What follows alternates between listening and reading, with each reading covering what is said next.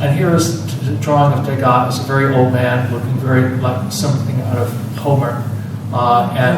This is at the very end of his life. Next. And Degas, these are from a series of monotypes that Degas did in the 1870s, early 1880s of bordellos. And again, in 1910, he sold the original monotypes to Ambrose Villard. Ambrose Villard took the monotypes, and because they were unique monotype prints, he knew that he couldn't reproduce them the way you could print from a copper plate. And so he asked a man named Maurice Pontin to make original print copies of these. And the man took like 5 or 6 years to make these. It took years and years to make them. It was supposed to illustrate one book, but he made so many that he actually illustrated 2 books. And I have like 35 of them in the 2 books, and I have examples of 6 of them on the wall in the exhibition. I might add that one of the books I bought for the Achenbach about 30 years ago, and I used for teaching for 30 years at the San Francisco Art Institute, and they're just absolutely exquisite. And so I knew about these books long ago when I bought examples for the Achenbach. And this is one of the examples. They are so amazing. In fact, one of the actual monotypes, the original monotypes, is owned by Stanford University. And I took our copy from the Achenbach down to compare it, and I could have switched the 2 things, and the Stanford still wouldn't know. I didn't do that, but I could. Anyway, the next slide, please. This one is the original is owned by the Rijksmuseum in Amsterdam. And the next one. And one of the things I should also mention, which is so wonderful about art, is that a lot of the original bordello monotypes were in an exhibition in the early 1950s at the Lefebvre Gallery in Paris. And somebody named Pablo Picasso bought them all. And they're now all in the Musée Picasso today. And if they were just there as Picasso the collector, you'd say, okay, that's fine. Except guess what? These were the impetus to Picasso's late works in the late 80s, when he was in his late 80s and early 90s. He did a whole series of prints having to do with sex and bordellos and all of this. And at the very end of his life, he did a whole series of prints based and inspired by these Degas monotypes, including a number of prints, etchings, that have Degas in the corner of the print as a voyeur looking at what's going on in the world. So the whole connection of Degas and Picasso is fascinating. That Degas, who died in 1917, was still inspiring an artist like Pablo Picasso in 1971. Next slide. And he owned this print. He owned this print. The next slide, please. He didn't own this one. This is owned by Ann Getty and Gordon Getty, who was in San Francisco. So if you ever get invited to the Getty household, ask to see this particular monotype. I wish I owned it. Next slide. And now we're getting into the circle of Degas. This is one of the things that was nice about the show is that when it came to the idea to have this North Degas in a circle, I started adding these works of art by artists that knew him. Annie Ayrton was an English artist who was a friend of Mary Cassatt, and I'm convinced that this is the same little girl that posed about 5 or 6 years earlier for the little ballerina with the tutu. Here. Next slide. Yeah. Looks just like her. Here's Portola Bank, the sculptor. He's the man who saved the great Degas sculptures. This is a drawing by Johnny Nell of Portola Bank, wearing his painter's smock. Next. This is Boldini. Boldini was the great Italian artist of the period. He was a good friend of Degas. And they went to, the one time Degas went to Spain to the Prado, he took Boldini along, but he asked for Boldini with his personality, could you please travel incognito, please? Next slide. I hope. This is an exquisite drawing by Carrier. Carrier was a great favorite of Degas, but also of Rodin, and it's really one of the most beautiful drawings in the exhibition over there. Next slide, please. Here is something that really made me happy. Back in 1980, I bought, at that time, the most expensive American print that was ever sold at auction. I had my dear friend Maxine Rossman, who was a volunteer in the Achenbach, bid for it at Sotheby's because nobody knew who the hell she was.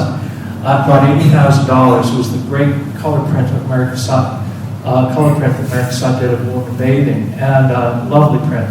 I always loved Mary Cassatt, but I got a little tired of her women clutching babies. and I really wanted a cassette for the print, but I really didn't want a baby involved.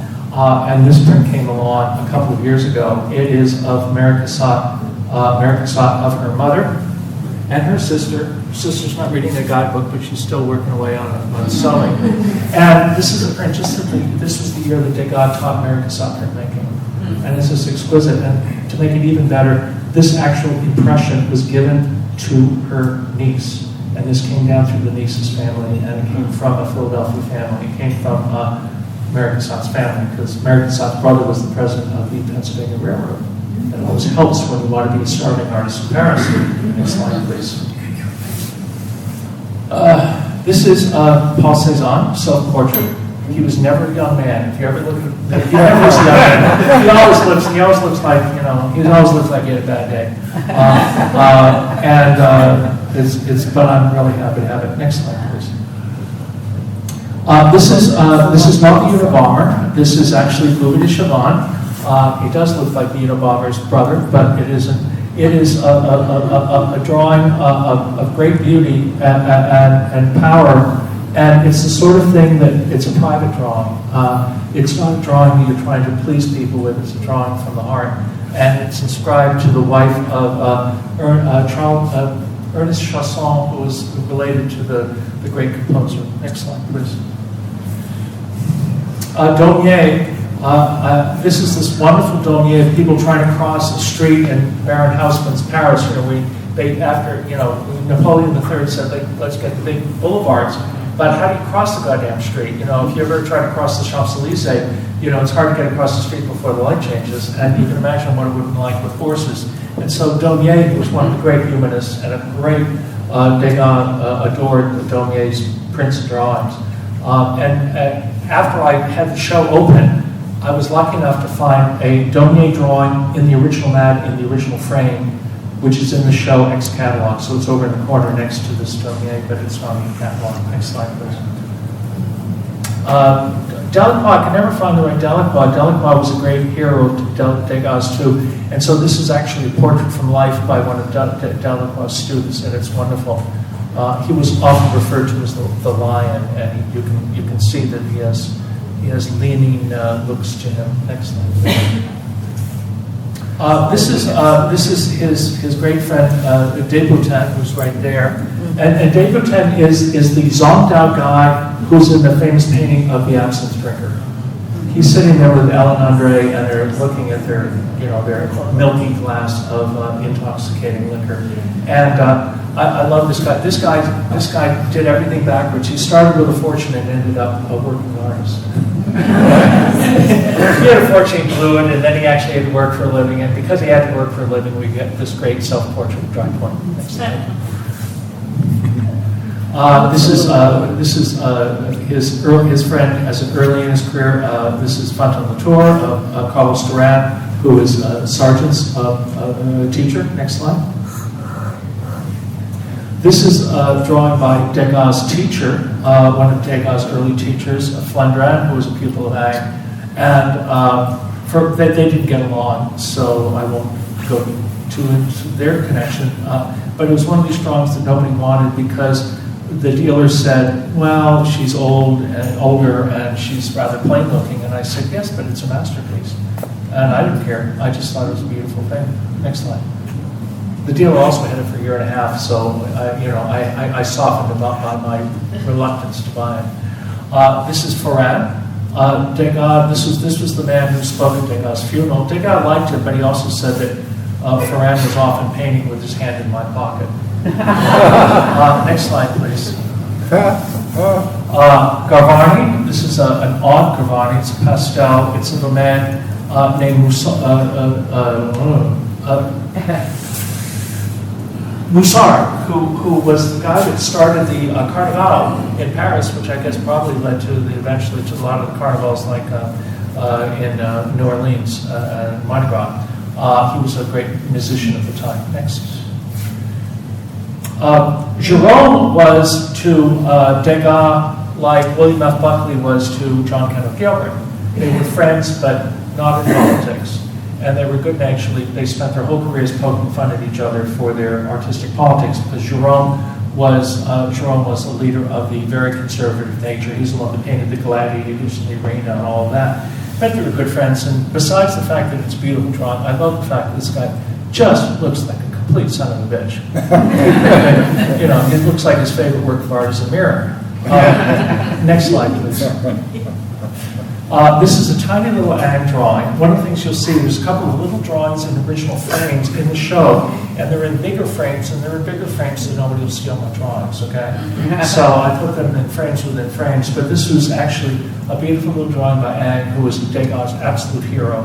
He was the artist that Degas worshipped more than anybody else, and who he knew slightly as a young man. Next. This is Janino, the person who did the portraits of Degas and who did the portrait of Portola Bank. The next, please. Here's two self-portraits done the same day in the early 20th century. Next. Charles Keene, who was an artist that both Whistler and Menzel and Degas all thought were just terrific in the 19th century. An English artist that most people don't know about. The next. Alphonse Legros, who was again a friend of Degas as early in his career, and later went and taught at the Slade School. And he taught for many years in England without ever learning English. He taught just by example. I like this drawing because I get along in other languages the way he got along in English. So we have that bond. Next slide, please. This is by a guy who was the best name in the whole show, Count Napoleon Ludovic Lepic. And Count Ludovic Napoleon Lepic. He was a real bon vivant, but a really good experimenter, printmaker. And that whole sky, the whole moonlit sky, was completely done uniquely. He printed that all by hand and wiped the moon and wiped so it's a beautiful monoprint. And each print is completely different, and it's a wonderful impression. Next. Manet. This is the one Manet in the show. It's a portrait of Baudelaire, the poet. Next. This guy this is like a billy goat, but it's a billy goat among the Legion d'Honneur, so that's pretty good. This is by a man named Manzi, and Manuel Manzi, and his portrait, this painting of him in the Musée d'Orsay. So this is all about friendship, a lot of these drawings. The next. This is by Otto von Menzel. Otto von Menzel was the greatest German draftsman of the 19th century. He was also shorter than Toulouse-Lautrec. He was a little guy. And he was just amazing. He lived to be 90 years old. And I have a drawing by him, not in the show, that was done when he was 88 years old. And you look at it and you say, oh my God, this drawing is like the way Wayne Thiebaud plays tennis at this age. I mean, this drawing was fantastic. So he was a really wonderful artist. And this drawing I got because Degas was very fond of Menzel and vice versa, and it's a very Degas-like drawing. Next. Only Robert Johnson would want this drawing. This is a drawing done the same year as the great painting by John Everett Millais of Ophelia, the famous painting in the Tate Gallery. But this is a drawing of a man who was dead. The family asked Millais, John Everett Millais, to do this drawing the night that this man died from a fall from a horse in Hyde Park. And he did that in 1852. Next. Gustave Moreau was an early friend of Degas in Rome. As I told you, his museum was the thing that put Degas completely off having a museum. The next. Muybridge, we already talked about him and his rap sheet. Next. Notice the horse with all the legs off the ground up there and down here. This is by Odilon Redon, a portrait of his of Redon's teacher, Rudolph Dresden, the great printmaker. Next. This is Henri Regnault, again, a young artist who was killed in the Franco-Prussian War. Next. This character, holy moly, this guy who was named Jean-Baptiste Fauve. He was the Pavarotti of his day. He was the greatest opera singer of his day, and he was a big art collector.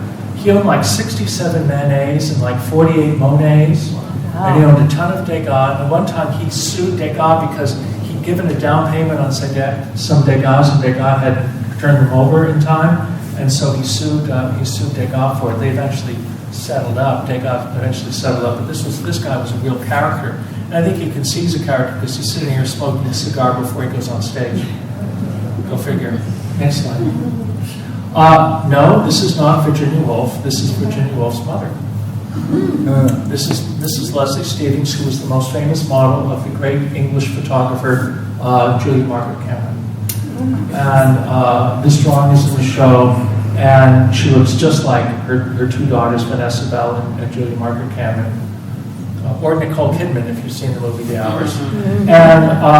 And if you read the label, there's a long label from his memoirs, Men and Memories, that goes on and on about this actual drawing. It's fascinating. The family hated the drawing. Next slide, please. Landscapes. This is Seitei. What is a Japanese drawing doing the show? Well, this artist was in the Universal Exposition in Paris in 1878, and Degas went to a dinner party with Manet and other artists there, and here was Seitei. And Seitei did a drawing for Degas. Degas did a drawing in return for Seitei because he felt he had to reciprocate. He was completely embarrassed. He didn't like the drawing he did for Seitei, and he was totally admired the drawing that Seitei gave to him, which still exists at the Clark Museum in Western Massachusetts. It's a beautiful work of art. Next slide, please. This is a Sickert. Anybody read Patricia Conroe's novels, mysteries?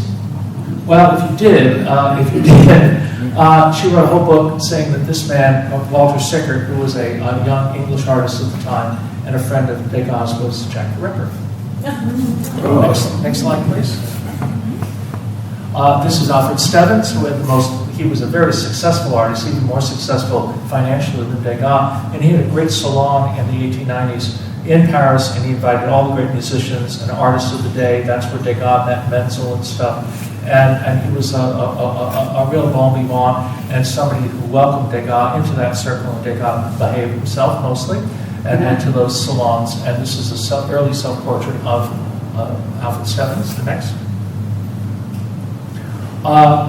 When I got this work by Tissot, who was an early friend of Degas, everything I liked about it caused the price to go down. It was dark. She had a very distinct mole on her face, and she's holding a shotgun. I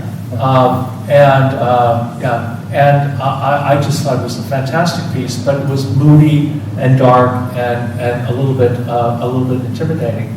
And I was only having to please myself, so here it is on the wall.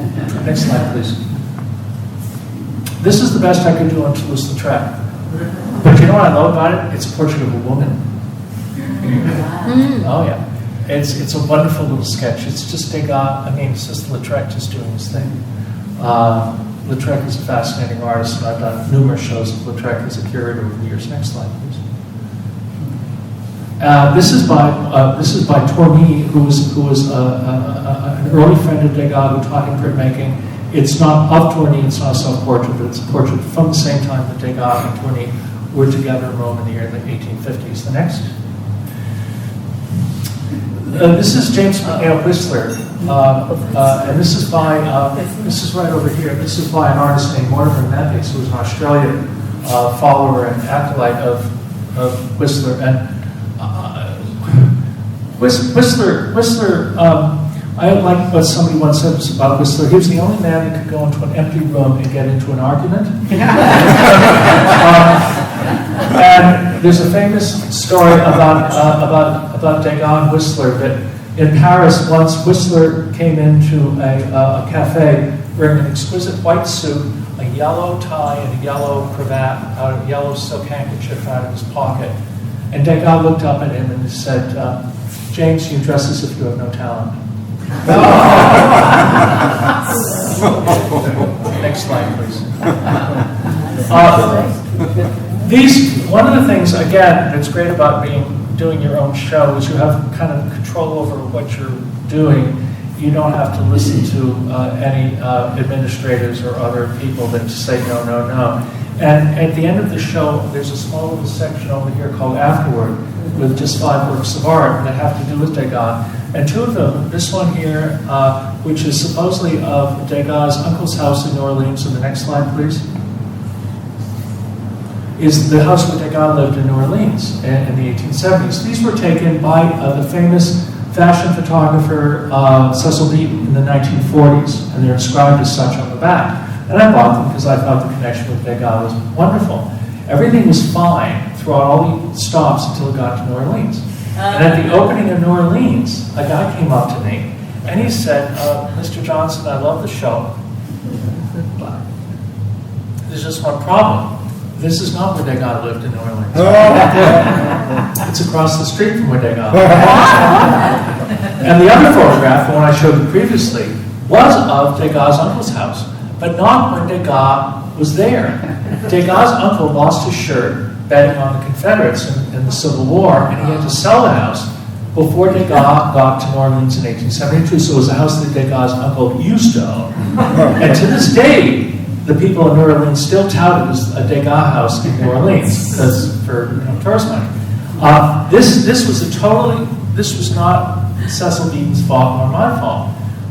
In the 1940s, New Orleans was a really sleeper town, and there was no labels and none of this historic, marker stuff that we have today. And obviously, some good-natured New Orleans told Cecil Beaton, "That's house Degas lived in earlier."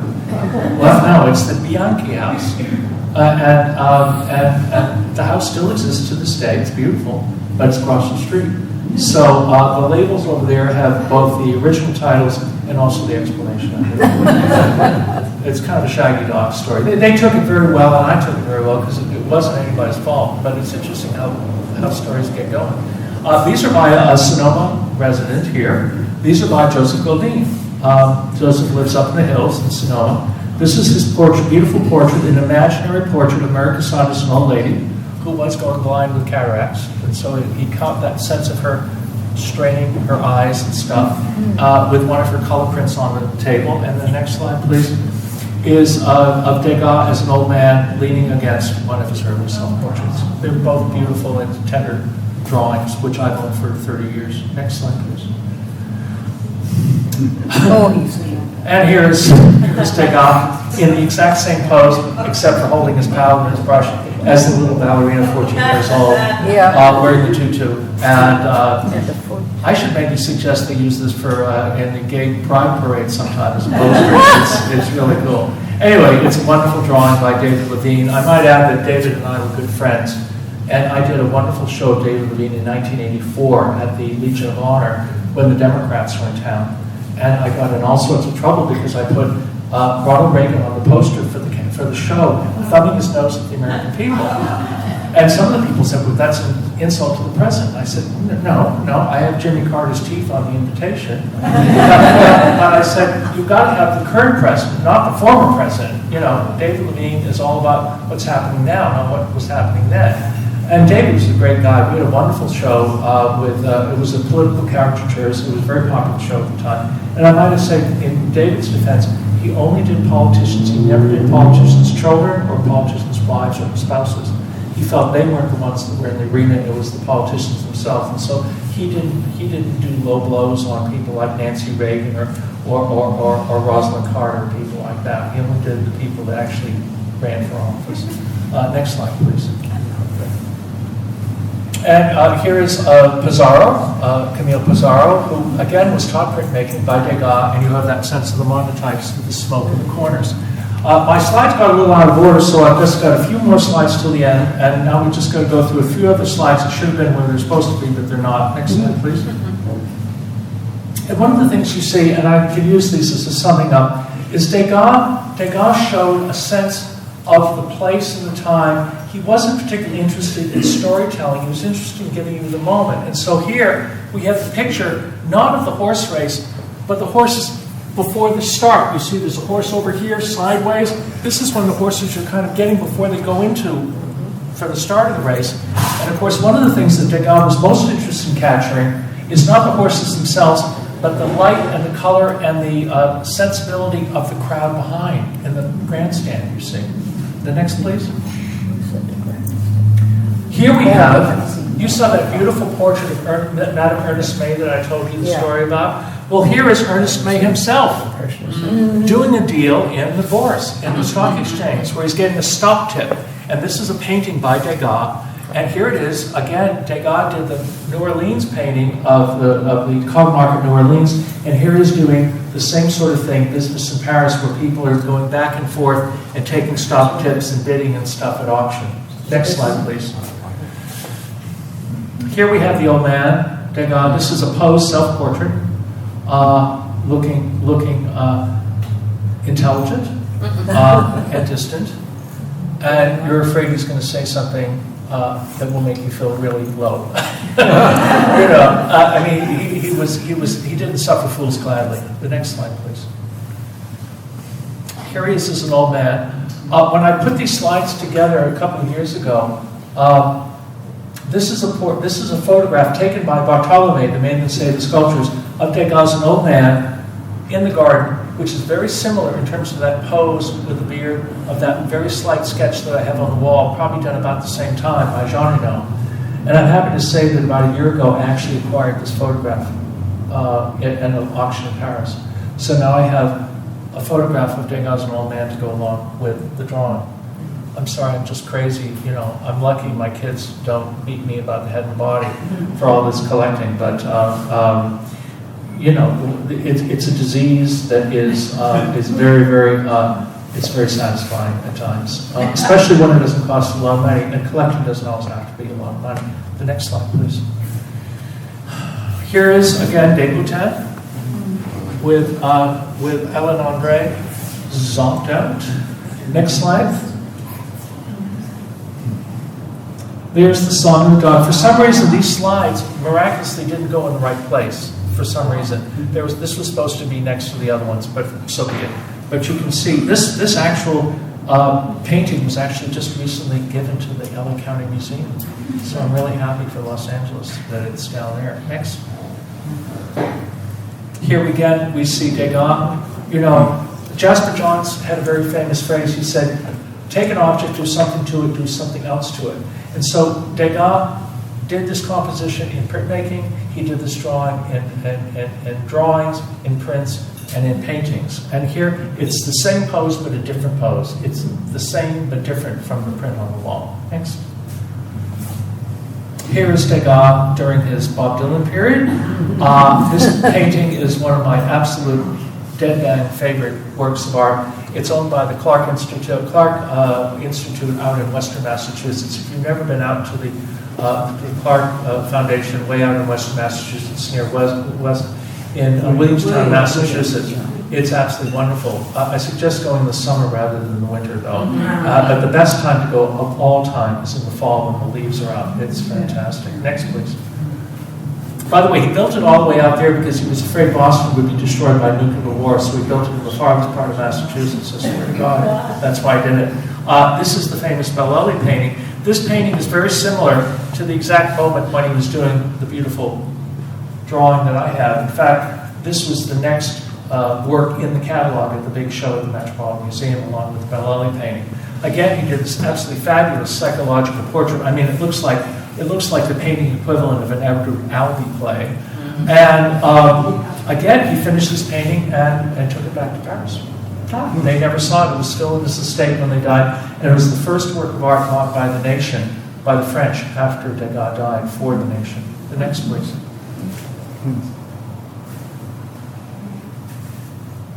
This is this amazing late pastel. It was owned by my dear friend, David Daniels.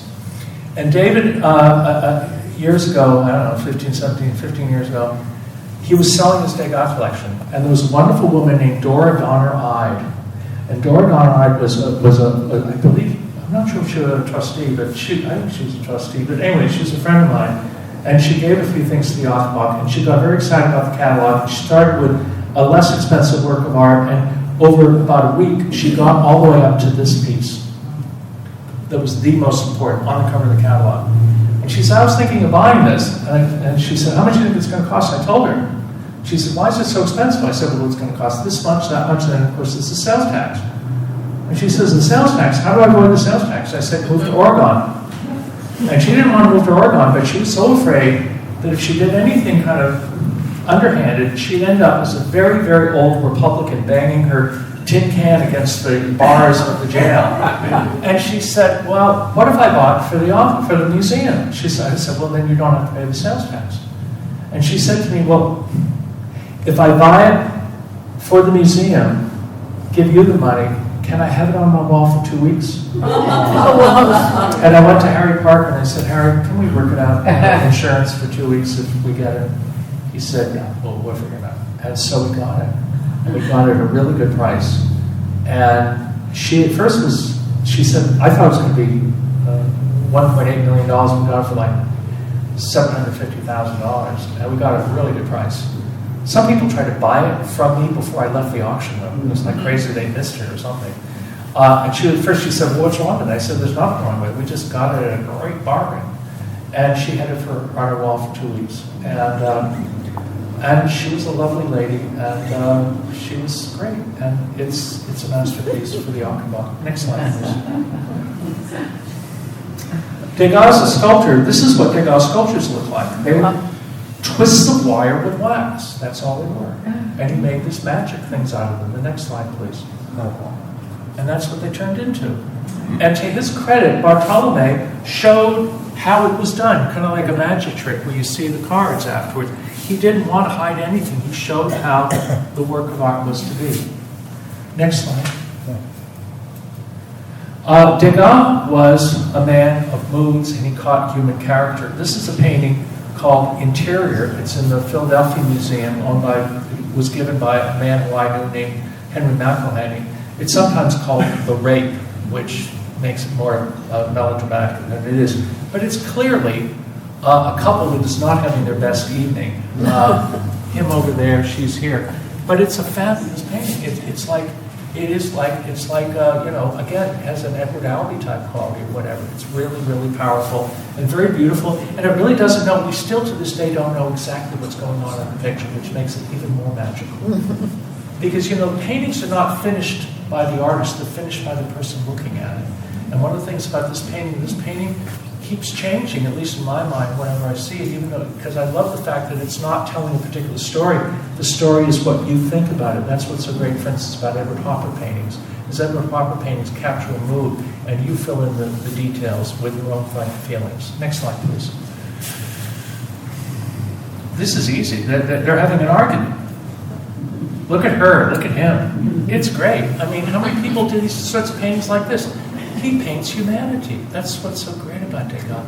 He paints the sense of humanity. This is called an argument. That's what they call it. This painting's called an argument. We don't know what they're arguing about, but you've seen it before. Maybe you're married to somebody, Next slide, please. The reason I showed this, and again it's out of order, is this is a drawing I bought early on as a young collector. It's by Arthur Beardsley, and I love Arthur Beardsley. It's a famous drawing by Arthur Beardsley. I like Arthur Beardsley with my head. I don't like Arthur Beardsley with my heart. And I was eventually able to sell this drawing for a great deal of money because as much as I thought it was an important drawing, it wasn't a drawing that I actually adored. And I was able to use this drawing to buy some of the works in the show. That's how I got some of these other works. Next slide, please. And here we have our friend, Edgar Degas. Here we have a man who is you could see it's such an introspective and beautiful photograph. If you notice, I have a drawing in the show by Bartolome wearing the exact same hat that you see in this particular drawing. There's a quote I want to use in closing tonight. This is a letter that he wrote to Henri Leroux. Henri Leroux, I showed you those two daughters, the two photographs of the daughters. Well, this is a letter he wrote to that artist. And again, one of the things I'm really happy about that show, all this wonderful interconnection with these artists, their friendships, their interests, their interactions. Degas wrote this letter to Leroux. He said, "One shuts oneself like a door, and not only against friends, one eliminates everything around oneself, and then, all alone, one annihilates oneself out of disgust. I have had too many projects, and now I'm blocked, impotent. I've lost the thread I thought I would always have. I lost the thread. I thought I would always have time in the middle of my troubles, and in spite of my weakening eyesight. I never despaired of being able, one fine morning, to get going on what I had not done, what I had been kept from doing. I piled up all my plans in a cupboard for which I always had the key with me. And I've lost the key. Next slide, please. At the end of his life, a filmmaker approached various of the existing Impressionists and asked if he could film them. And a few of them said yes, and Degas said, "Get out of here." But the guy didn't take no for an answer. And so he set up his camera on the street. And when Degas walked down the street one day in the early 20th century, he filmed Degas. If you go to YouTube, you can watch Degas walking down the street. Next slide, please. And this is from that. And finally, the last slide I'm showing you this evening, here's Degas at the very end of his life. And one last quote of Degas. This is from a friend of his writing a memory of Degas in 1935. And he said, during the war, meaning World War I, during the war, I happened to meet Degas on a train that was taking both of us back from autumnal excursions to Versailles. Even in the darkness after the arrival in Paris, he refused all assistance and plunged with perfect surety into a street encumbered with automobiles. Degas, automobiles, okay? You say he lived long enough. He refused all assistance and plunged with perfect surety into a street encumbered with automobiles. During the crossing, in reply to one of my deferential questions, he said, "At my age, you don't believe in anyone, you no longer hold to anything. You are screwed." So, Degas, how can you not dislike or at least be interested in somebody that says something like that? One of the things about Degas is you can adore his art. You can't completely adore him as a person. He had his ups and his downs. He had his faults. But his close friends, some of whom he irritated or even estranged, they eventually came to forgive him. As I always said, if they could forgive him who knew him, I can forgive him too. And I just live on with his art. I find him really one of the most fascinating artists. And I hope you will all spend the time, hopefully, during the next few weeks to enjoy the show that I'm so pleased I can share with you here in Petaluma. Thank you.